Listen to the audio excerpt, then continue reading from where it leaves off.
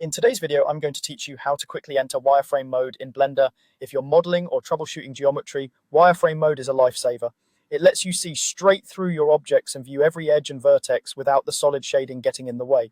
The fastest way to get there uses a single key, so you don't have to hunt through menus or change your layout. Start by making sure your mouse cursor is over the 3D viewport, because that's the area of the interface this shortcut controls. With the viewport active, press the Z key.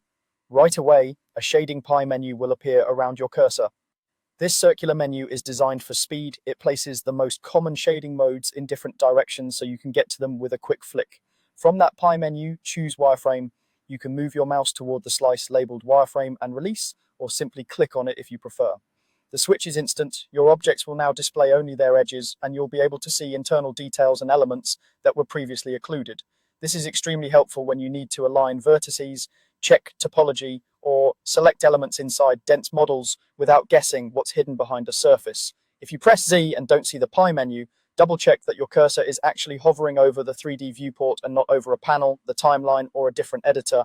The shortcut is context sensitive, so it won't trigger if the focus is elsewhere.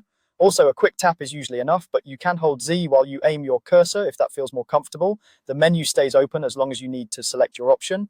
A quick note on what's happening behind the scenes. You're changing the viewport shading, not your render settings. This means the way your final render looks isn't affected by entering wireframe mode. It's purely a visualization tool for working faster and more precisely. Because the shading pie menu appears each time you press Z, it's easy to navigate to other display modes the same way whenever you need to. Think of Z as your central hub for visual feedback while you work.